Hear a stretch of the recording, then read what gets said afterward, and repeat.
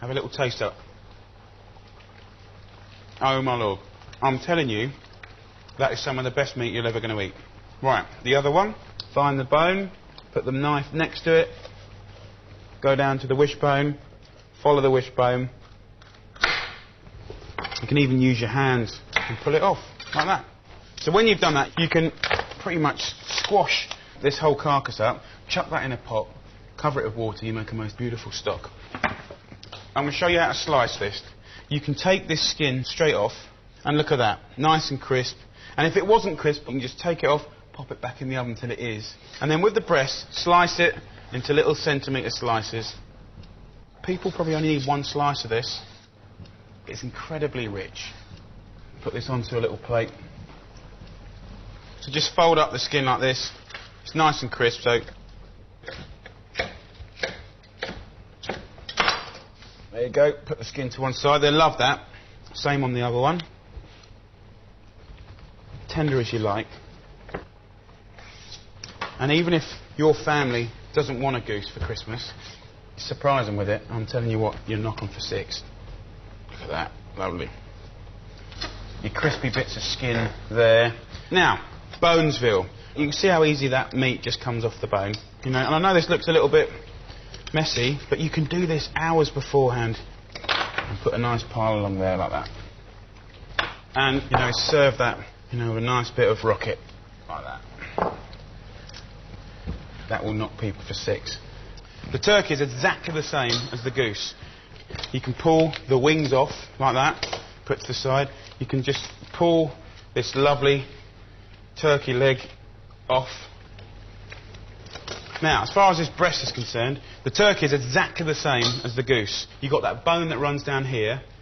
Find it and just cut down. And you'll hit the wishbone.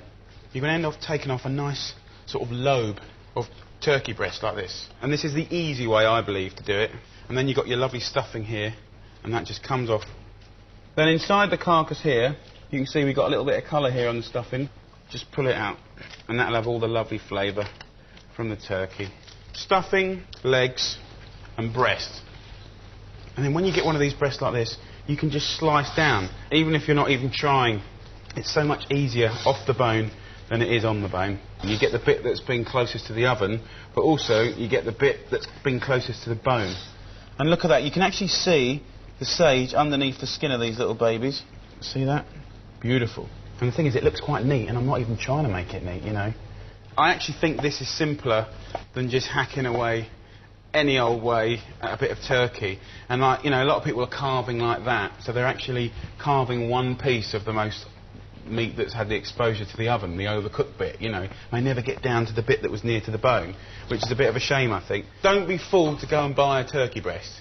That's not the point. Don't go and buy these awful rolled things and off-the-bone things, because you get the flavour from it cooking on the bone, cooking as a whole. OK? Look at that. It's an absolute feast. Now, the brown meat, just chunk it off. Absolutely just chunk it off. And you can just slice it, chop it, or even shred it. Put that into the middle. Like that.